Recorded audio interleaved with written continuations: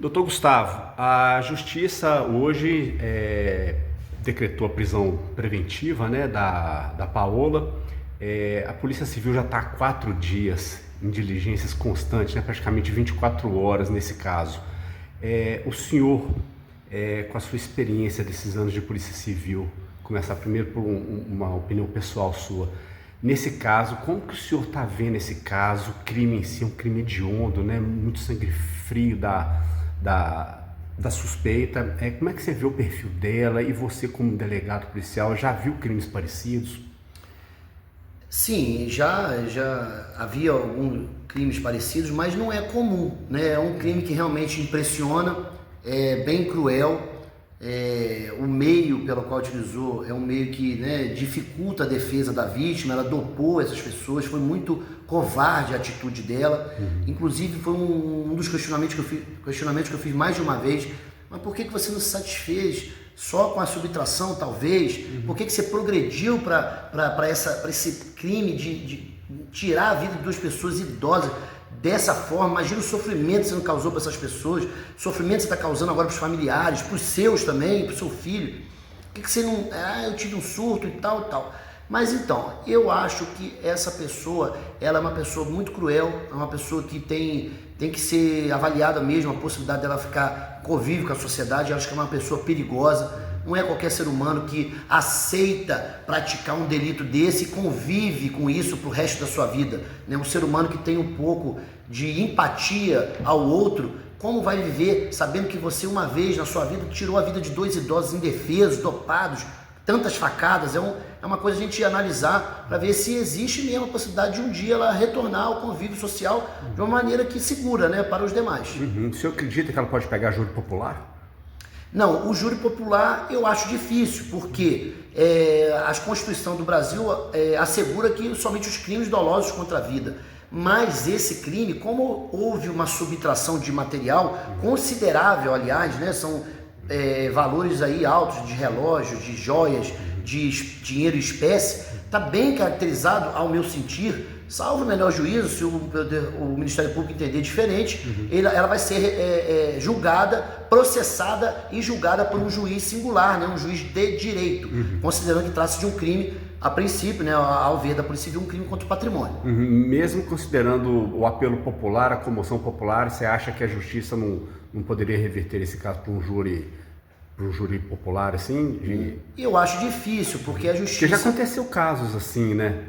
Mas eu acho que se porventura houver acontecido, não foi pelo clamor social, justamente porque a técnica jurídica não vai permitir isso. Mas se porventura o parquê, né, o Ministério Público, que é o dono da ação penal, ou o próprio juiz, que é o julgador, né, o Poder Judiciário, entender que trata-se de crime contra a vida, aí não cabe à Polícia Civil questionar, sim. Mas eu acho que é uma possibilidade muito remota. Acredito que sim, vai ser configurado, tipificado, melhor dizendo, no artigo 157, parágrafo 3º, né, que qualifica o crime de roubo para um crime de latrocínio, que é o roubo com resultado morte. E o senhor chegou, né, fez o depoimento com a suspeita. O que o senhor percebeu dela? Como é que o senhor viu ela pessoalmente, assim? O senhor conseguiu definir? É uma pessoa fria? Como que ela é?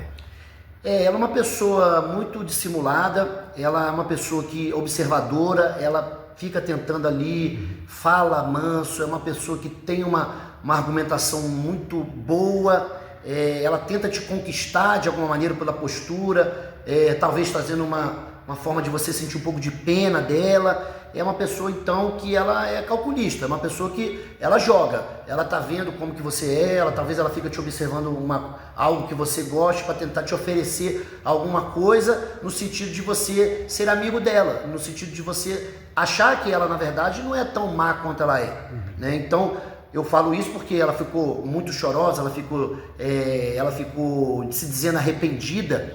Então, em determinado momento, isso pode trazer uma pessoa que não tem um conceito total, conhecimento do conteúdo total da investigação, talvez achar até que ela agiu realmente por um surto psicótico. Mas eu duvido que isso tenha acontecido, porque eu acho que isso é um surto psicótico escolhido, elegido pela autora, porque ela vai trabalhar, ela escolhe cometer o crime, ela faz, dopa, né? Ela faz com que as pessoas adormeçam. E aí no momento que ela mata, ela tem um surto psicótico, depois o surto passa, ela vai embora, ela vende os produtos, ela fica com dinheiro, ela dorme e depois vive a vida normalmente, como se nada tivesse acontecido, mas é um surto adequado somente para ela. É um surto adequado para a defesa dela, né? Inclusive o advogado falou que ela toma remédio psiquiátrico há muito tempo e tudo, né? Isso pode ser um álibi, sim, entre aspas, para a defesa, mas a percepção da polícia é completamente outra, né? Sim, isso aí também se fundamenta no contexto que ela estava com pelo menos 40 comprimidos desse remédio. E aí, trazendo a informação também de que existe a possibilidade agora, com as investigações amadurecidas, de que ela também já tenha praticado esse mesmo delito a outras pessoas, eu acredito, com a minha equipe policial, com base nos elementos de informação, com a experiência, né, policial que nós temos aqui na nossa unidade, já são mais de 10 anos trabalhando com esse tipo de crime, que ela é voltada à prática criminosa de forma habitual, que ela vive do crime, que ela, apesar de ter uma profissão, ela gosta de praticar os delitos, ela se sente bem, ela aceita essa condição de criminosa e vive disso, ela vive com isso, com essa condição de fazer com que o crime faça parte do seu dia a dia. O senhor falou que estava com 40 comprimidos na bolsa no dia do crime? Então ela já anda com esse... Porque uma pessoa normalmente não anda com 40 comprimidos, mesmo que ela tome, né? E aí é do mesmo remédio? Do mesmo remédio, o clonazepam. Então não é crível, não é razoavelmente aceitável a ideia de que você faz uso de medicamentos e ande com esses medicamentos para a rua fora. Os medicamentos a gente deixa no nosso banheiro, a gente deixa no nosso quarto, toma de manhã, toma de noite, um ou outro você leva um comprimido ou dois, agora 40, não tem explicação, não tem razoabilidade de você andar com 40 comprimidos. Ao sentir da investigação, o motivo dela andar com tantos medicamentos observou uma vítima, vou agir. É ter pronta resposta, pronta entrega, pronto uso os medicamentos para cometer os seus delitos. Esses 4 dias, né, foram muitas diligências e entrevistas, né, com depoimentos. O senhor chegou a colher algum depoimento de alguma testemunha ou de alguma vítima que ela tenha cometido esse mesmo tipo de crime? Sim. Interessante a sua pergunta, porque existe uma pessoa que entrou aqui como uma testemunha e depois, conversando com ele inclusive pedindo a minha opinião, da opinião da Polícia Civil. A gente acredita que aqui ele é testemunha, mas existe um procedimento que ele vai ser vítima, porque ele trouxe um relato que se coaduna, que se amolda, vai ao encontro de toda a investigação, né? Que é aquela situação de ter sido dopado, tá conversando com a pessoa, é dopado, adormece e depois simplesmente desaparece R$800 da sua carteira. E ele fala que, curiosamente, a Paola, a investigada, estava em sua companhia nesse momento. Então, fato esse que a Polícia Civil acredita que não foi uma perda de documentos, não foi uma perda de dinheiro, não perdeu a sua carteira, como ela tentou fazer ele acreditar que ele teria bebido demais. Na verdade, a gente acredita, pela que ele trouxe, que na verdade ela dopou mais uma vez, mais uma outra vez, e aí subtraiu seu dinheiro. O senhor falou que ele veio como testemunha, nesse caso dos idosos, ou ele é parente dela, tem alguma proximidade com ela, outra ligação? Como o senhor pode falar? Com ela? É com a suspeita? Sim, não, ele não tem nenhuma parentesco, ele tem uma ligação que ele alega que é profissional, porque ela já vai à sua casa, ou ia, né, melhor dizendo, na sua casa, pelo menos 2 vezes por semana, pelo menos 1 ano, há pelo menos 10 meses. Tá. Ela prestava serviço para ele? Prestava serviço, inclusive de faxina. Então eu falei com ele, olha, toma cuidado, dá uma olhada nas suas coisas, que pode ser que ela já tenha te levado a outras coisas. Né? É claro, é razoável você pensar assim, ou não. Claro que é. É uma pessoa voltada a esse tipo de delito. Já veio a informação hoje também de uma outra pessoa, de uma outra mulher, que após a apresentação desse serviço aqui, realizado pelo DEPAT, dessa investigação realizada pelo DEPAT, que lembrou-se que ela já trabalhou na casa dessa pessoa, fez uma faxina, que pouco tempo depois sumiram algumas joias, que ela registrou como furto, que ela não sabe dizer quem foi.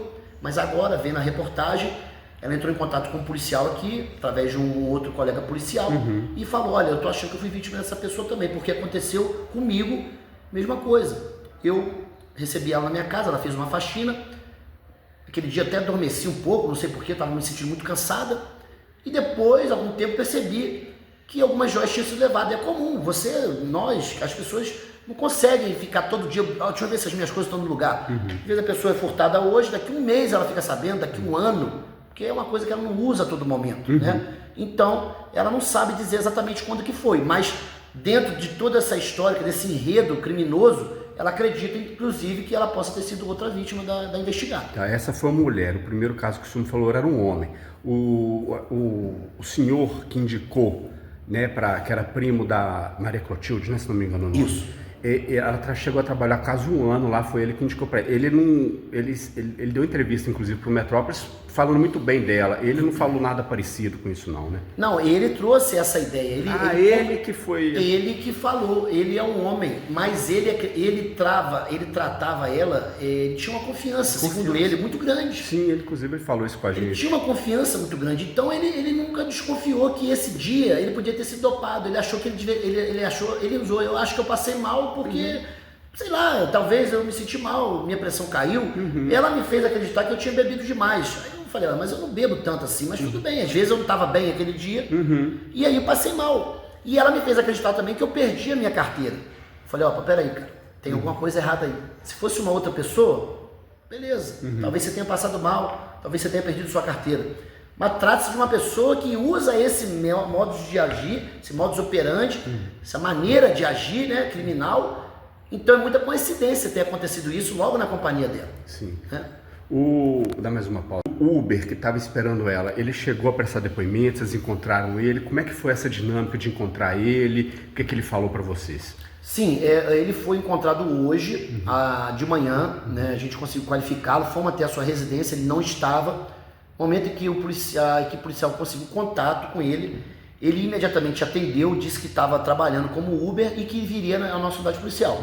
Ele se apresentou aqui 15, 20 minutos depois, trouxe o veículo, fizemos uma análise do veículo também. Era o mesmo das câmeras? Era o mesmo das câmeras. Ele realmente é um motorista cadastrado em plataformas de aplicativos de corridas, né, de transporte. Ele trouxe uma documentação. Para mim, especialmente, eu pedi para ele, eu quero ver o que você fez naquele dia. Ele trouxe uma documentação, ele saiu de casa muito cedo, ele parou de trabalhar muito tarde, ele demonstra realmente que ele estava fazendo corridas, o que traz aí uma veracidade às alegações que ele fez uma corrida, e ele informa que naquele momento ele estava esperando um pouco alguém chamar, não vai ficar andando gastando combustível, que é comum, é verdade, essas pessoas fazem isso.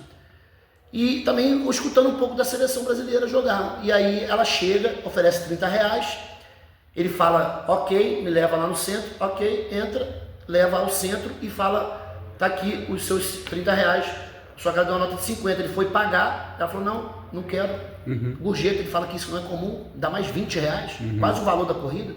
E ele fala também, curiosamente, que durante o trajeto, ela oferece a ele 2 pares de tênis, masculinos, que tinham acabado, agora a gente tem certeza disso, de ser retirado da casa dos idosos.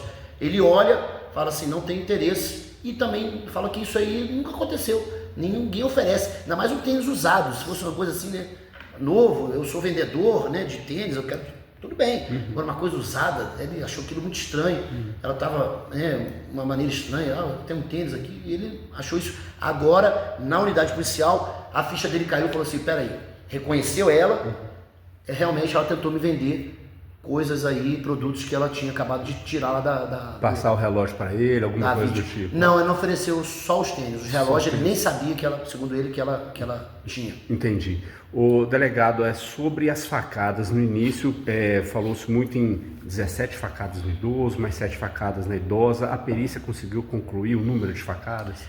O laudo pericial ainda não ficou pronto, né? Até consultei agora há poucos momentos antes dessa nossa conversa, ele não tinha ficado pronto. O laudo de necrópsia, o exame cadavérico, que vai determinar com precisão o número. Mas a gente conversando com os peritos, alguns colegas já também nos informaram que possivelmente a gente está falando aí de 40 a 50 facadas, dividido, de golpes, né, de faca, né, dividido aí entre mais ou menos 35, 40 no homem, 17 na região do tórax, exatamente, dividido entre barriga e peito, e mais, vamos dizer aí, algumas na nuca, no braço, nas mãos, caracterizando que eles tentaram se defender, e também algumas de 10 a 15 na senhora, na pessoa de sexo feminino. Nossa, mas foi o corpo todo então?